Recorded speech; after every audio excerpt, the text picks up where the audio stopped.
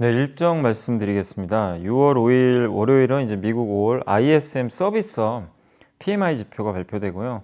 그날부터 9일까지 애플에서 이제 개발자 회의가 열리게 되고요. 6월 6일은 이제 호주의 RBA에서 통화정책 회의로 이제 금리를 결정하게 됩니다. 그리고 한국 증시는 이제 현충일로 휴장을 하게 되고요. 6월 7일은 이제 중국의 5월 수출입 동향이 발표가 되고 OECD에서 경기 선행 지수가 발표됩니다.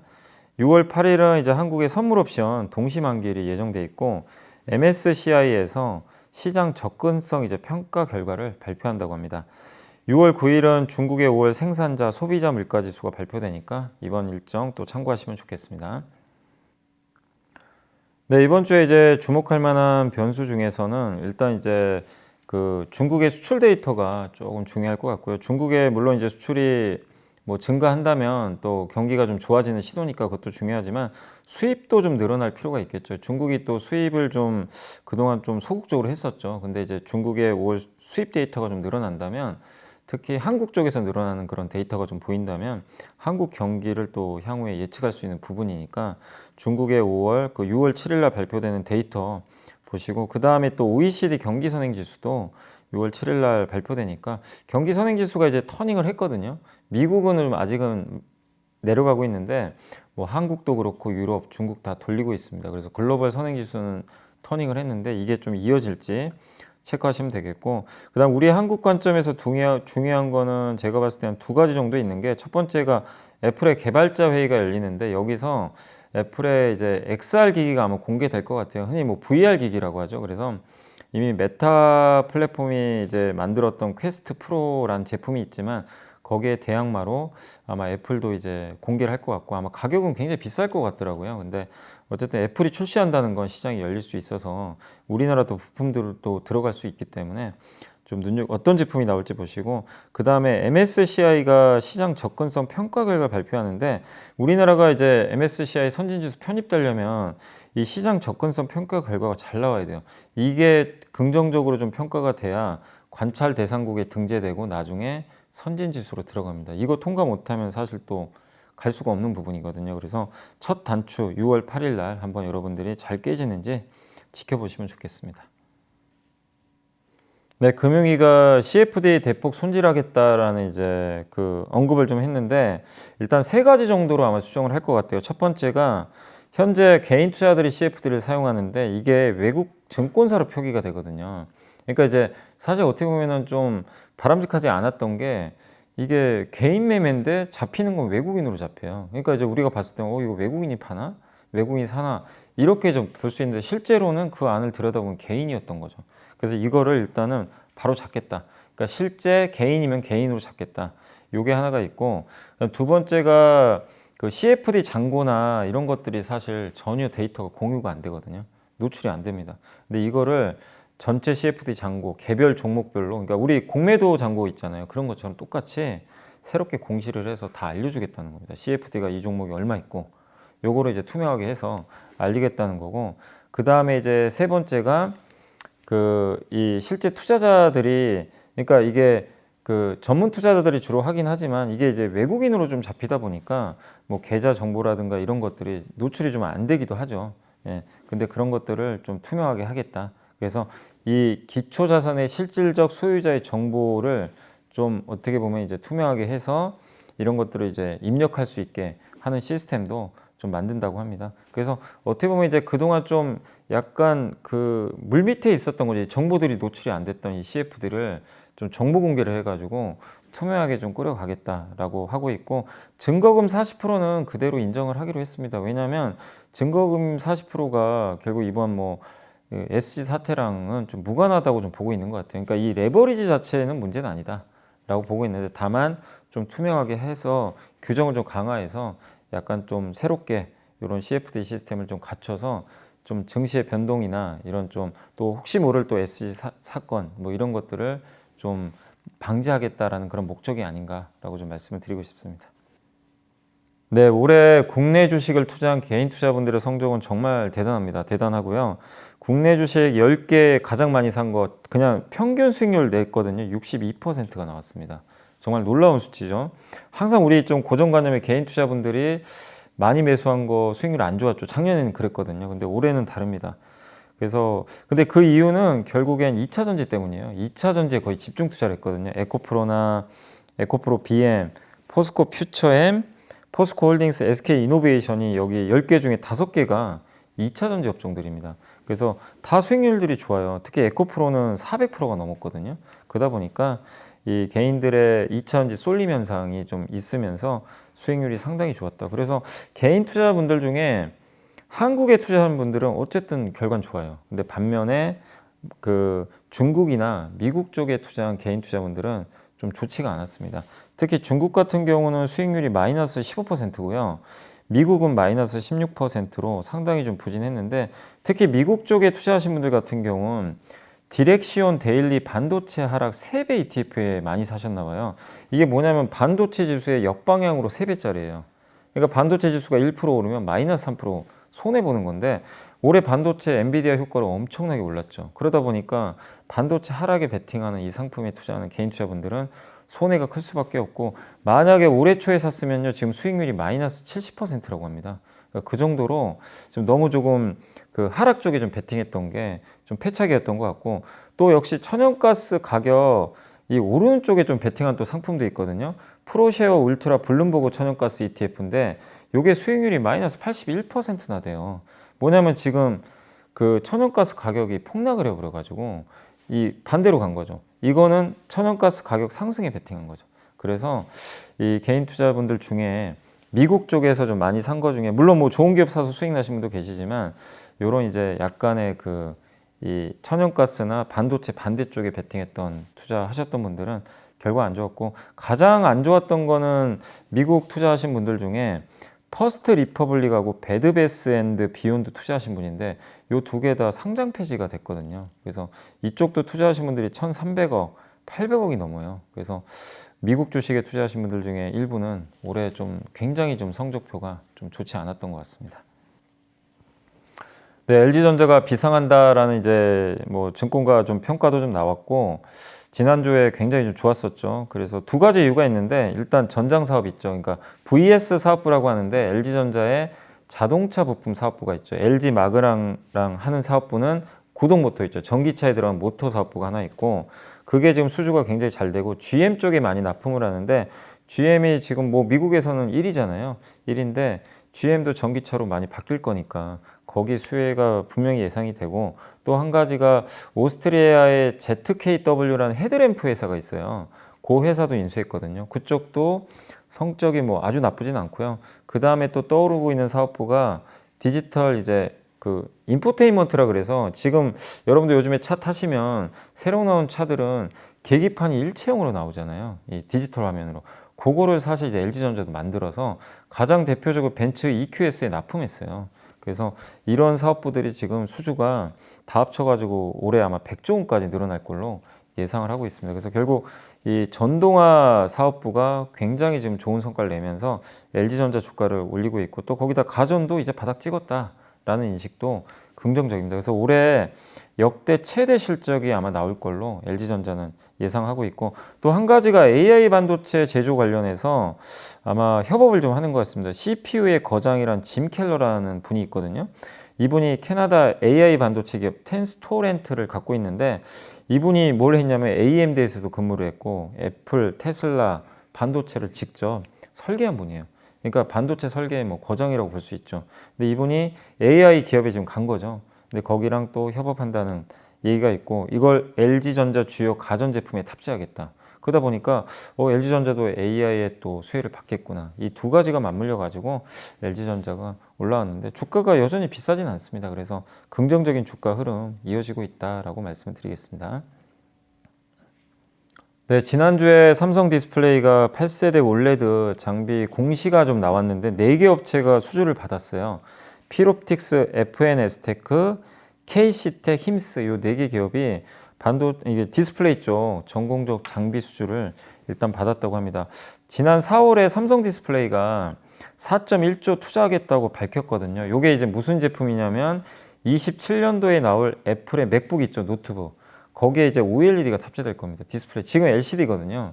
그 OLED로 바꾸는데 그래서 선제적으로 삼성이 그쪽에 투자하는데 그러면 이제 먼저 장비부터 좀 깔아놔야 되거든요. 그래서 아직은 많이 남아있다 하더라도 장비 발주하고 입고해서 테스트도 해야 되고 이게 한 2, 3년 걸려요. 그래서 지금부터 시작이 됐다. 그래서 삼성이 정말 이 장비 발주한 게 정말 오랜만이거든요. 이런 대규모 투자가 이 예전에 2016년으로 제 기억이 나거든요. 그때 애플이 처음 아이폰에 OLED 탑재할 때입니다.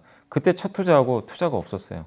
근데 정말 오랜만에 한 5, 6년 만에 또 대규모 투자가 나왔기 때문에 OLED 장비 관련된 기업들도 여러분들이 눈여겨보실 필요는 있는 것 같습니다.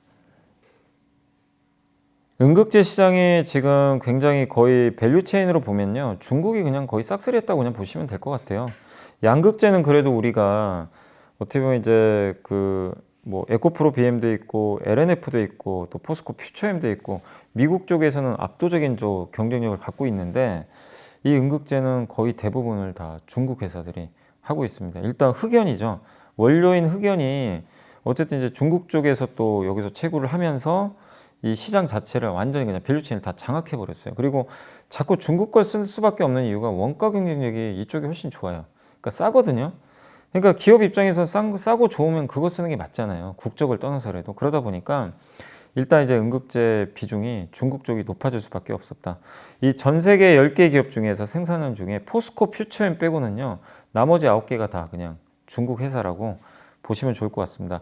다만 이제는 미국에서 배터리를 만들어서 판매를 하기 위해서 또 보조금을 받으려면 결국 중국산을 어쨌든 줄여야 됩니다. 음극재라고 이게 달라지는 건 아니거든요. 그래서 여기에 대한 이제 그 중국 비중을 줄이는 건 어쩔 수 없이 지금 가야 되는 방향이거든요. 그래서 우리 한국의 포스코 그룹이 그걸 가장 잘하고 있습니다. 얼마 전에 포스코 인터내셔널이 탄자니아에서 생산되는 배터리용 천연흑연 이거 장기 공급 계약을 좀 체결을 했다고 합니다. 그러니까 탄자니아 쪽이니까 중국을 벗어난 거죠.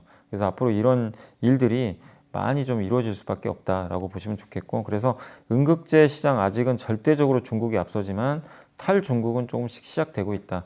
그리고 음극재 시장에 또 게임 체인저가 실리콘 음극재라고 있어요. 대부분 흑연 쓰거든요. 근데 여기다 실리콘 한 5%만 첨가하면 수명도 연장되고 주행거리도 좋아진다고 합니다. 그래서 지금 그런 것들을 개발하고 있는데 우리 한국의 뭐 대주전자 제로라든가 SK 머티리얼즈 그룹이라든가 SKC 또 최근에 포스코 그룹 이런 쪽들도 계속 또 한소케미칼도 있고요. 이런 그룹들이 계속해서 개발을 하고 있어서 한국이 어쨌든 집중해야 될 분야는 저는 실리콘 음극재 같아요. 이쪽에서 앞서 나간다면 탈중국을 더 빨리 할 수 있기 때문에 긍정적이지 않을까라고 말씀드리겠습니다.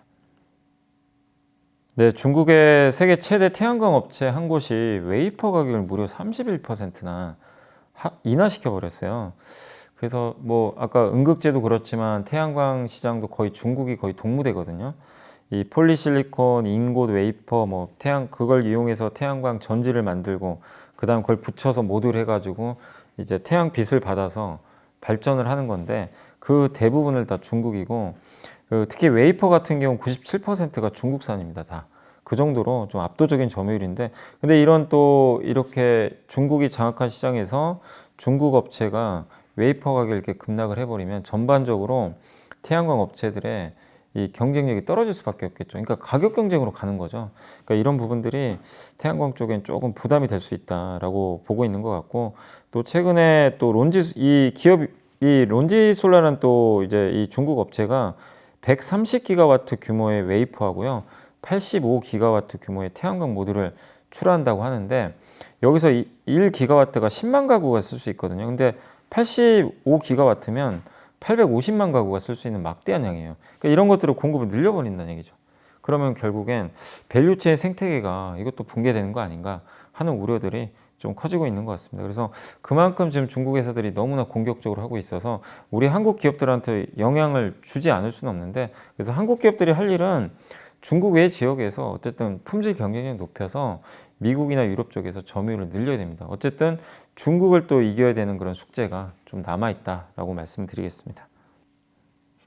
네, 엔터가 뭐 너무나 좋았죠. 올해도 좋고 뭐 여전히 성장성이라든가 악재가 별로 없는 것 같아요. 물론 이제 지난주에 그 SM의 엑소 멤버 3명이 계약 해지 통보를 해가지고 SM 주가 폭락을 한번 하긴 했지만 그래도 그런 뭐 이슈들 좀 제외하면 여전히 뭐 긍정적인 부분들이 남아 있는 것 같고, 이 올해 하반기에 이제 엔터주들 볼 때 가장 주목해야 될 거는 결국엔 걸그룹이죠. 걸그룹이 얼마만큼 또 성장할지에 좀 관련된 부분인데, 특히 걸그룹 중에서 미국 현지 이제 걸그룹이 이번에 데뷔를 하거든요. 그래서 올해 하반기인데 미국 현지에서 오디션 보고 거기서 현지인 이제 채택을 해서 걸그룹을 이제 나오게 되는데, 우리 한국의 트레이닝 시스템을 수출하는 거거든요. 거의 첫 사례죠.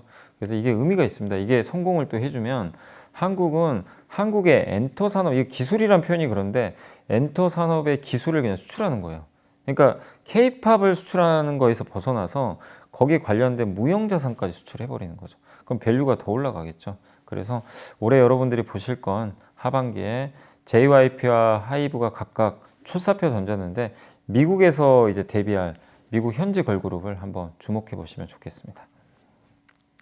계속해서 그동안 이제 2차 전지 반도체 엔터주들이 좀 이렇게 돌고 돌면서 상승이 나왔는데, 이번 주에는 조금 이제 다른 업종 중에서는 반도체랑 항상 같이 가는 게 IT 부품 쪽이거든요. 그래서 IT 부품, 뭐 갤럭시 부품이든 뭐 폴더블 부품이든 디스플레이 쪽이든 이런 쪽, 그러니까 반도체를 제외한 좀 나머지 IT 부품 쪽도 한번 여러분들이 눈여겨보시면 어떨까 싶고, 또 미국이 금리 동결적으로 갈 가능성이 높아진 것 같아요. 그래서 그동안 부진했던 섹터가 가장 대표적인 게 인터넷 쪽이거든요. 인터넷 게임 업종이니까 이쪽 사실 아무도 지금 관심도 없죠. 기대감이 없어서 인터넷과 게임 업종도 좀 금리 상승이 제어된다는 측면에서 한번 눈여겨보시고, 그 다음에 풍력주들도 한번, 풍력이나 태양광 같은 이런 신재생 에너지 쪽 있죠. 이쪽도 역시 IRA 수혜를 좀 받을 수밖에 없으니까 고성장한다는 측면에서 계속 관심을 가져보시면 좋겠습니다. 네, 이번 주에 제가 이제 소개해드릴 보고서는 뭐냐면, 그 제목이 풍력 발전 시장에 부는 신바람이라 그래서 삼성증권의 허재진 연구원님이 굉장히 좀 장문의 보고서를 썼습니다. 그걸 좀 간략하게만 말씀드리면, 일단 글로벌 풍력 발전 신규 설치량은 22년도가 사실 좀 안 좋았어요. 오히려 감소했습니다. 그 이유가 풍력 발전을 설치하려면 이 디벨로퍼라고 있거든요. 개발하는 회사들이 땅을 이제 매입을 해가지고 거기다가 이제 단지를 조성해야 되는데 금리와 밀접해요. 금리 오르고 각종 자재비 오르면 수익성이 안 나옵니다. 그러니까 건설과 비슷해요. 그러다 보니까 작년에는 설치 수요가 줄어버렸어요. 그래서 작년에 이제 풍력 발전 회사들 실적이 안 좋았던 게 좀 주가 부진했던 게 그런 건데, 올해부터는 바뀐다. 왜냐하면 금리도 지금 안정화되고 있기 때문에, 또 거기다가 러시아하고 지금 유럽이 좀 안 좋잖아요. 근데 러시아 에너지 의존도가 유럽이 높은데 이걸 탈출하는 방법은 결국엔 뭐 LNG를 쓰든가 신재생 에너지 쪽으로 갈 수밖에 없는데, 유럽은 또 전통적으로 풍력을 많이 하거든요.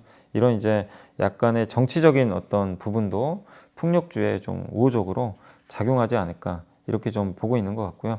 특히 풍력 쪽에서는 해상 풍력을 좀 주목하라고 하더라고요. 왜냐하면 해상 풍력은 일단 저도 예전에 이제 대관령 쪽에 한번 여행 갈 일이 있는데, 거기 대관령 산 쪽에 보면 막 그 풍력 발전기 많이 설치돼 있죠. 근데 그런 것들이 여러분들이 많이 사는 옆집에 설치된다고, 옆에 설치된다고 생각했어요. 다 반대할 겁니다. 육상 풍력은 약간 민원 이슈가 좀 있거든요. 근데 해상 풍력은 그게 없어요. 그냥 바다에 설치하고, 그 바다는 바람이 굉장히 많이 불니다. 그리고 큰 걸 설치해도 사이즈에 제한도 없어요. 육상과 다르게. 그래서 앞으로 해상 풍력 시장이 더 커질 수 있다는 거 염두에 두시고, 그리고 이 풍력 발전 관련해 가지고 옛날에 이게 단가가 굉장히 비쌌거든요. 근데 결국엔 효율화를 통해서 풍력 발전 단가가요, 이제는 오히려 가스나 석탄보다 좀 낮아지고 있어요. 그래서 원가 경쟁력도 커지고 있다라고 좀 말씀드리고 싶고, 그리고 이제 국제에너지기구에서도 2050년까지 넷제로 탄소 배출을 0으로 줄이기 위해서는 발전 원별로 좀 다르긴 하는데 2030년까지 3.1 테라와트가 설치돼야 된다고 합니다. 근데 지금 목표치로는 2 테라와트밖에 안 돼요. 1.1 테라와트가 부족해요. 그만큼 더 설치를 해야 되기 때문에 풍력 발전에 대한 수요는 계속해서 증가할 수 있다는 부분을 이제 여러분들이 염두에 두시면 좋겠고, 마지막으로 이제 밸류체인이 있는데, 밸류체인은 3개거든요. 디벨로퍼, 뭐냐면 이제 풍력 발전을 직접 조성하는 그런 회사, 주로 이제 건설사들이 사실 많이 해요. 한국에서 뭐 현대건설, 한화, SK 에코플랜트 같은 기업들이 있고, 그 다음에 터빈 있죠. 이 풍력 발전기 날개, 이 터빈이 이제 돌아가야 되거든요. 그거 만드는 회사들이 있고, 주요 기업으로 이제 덴마크의 베스타스가 가장 좀 유명합니다. 그리고 국내 기업으로는 유닛은 두산에너빌리티, 효성중공업 이런 기업들이 포진해 있고요. 그 다음에 이제 거기 터빈에 들어가는 부품들 있죠. 뭐 아니면 여기 윈드타워라든가 밑에 해상풍력에서 바다에 이제 이 안착하기 위해서 이 밑에 받쳐주는 이 구조물들이 있는데 그런 것들을 이제 우리가 보통 부품 제조사라고 하는데 한국 기업들은 대부분 여기에 포진돼 있어요. 부품 쪽에. 그래서 거기 관련된 기업으로 뭐 대표적인 회사들이 CS 윈드, 동국 SNC, 유닛은 뭐 SK 오션플랜트, 세아제강, 또 KT 서브마린 이런 기업들이 있으니까 참고를 해주시면 좋을 것 같고 마지막으로 그 풍력발전과 관련된 타픽하고 관심 종목을 말씀드리면 타픽은 이제 윈드타워라고 있습니다. 이 밑에서 이렇게 세워주는 그 장치죠. 요걸 만드는 회사가 CS 윈드. 요게 타픽이고 그 외에 SK 오션플랜트, 그 다음에 CS 베어링, KT 서브마린, 유닛은 요 네 종목을 또 관심 종목으로 꼽아 주셨으니까 한번 투자에 참고하시면 좋을 것 같습니다.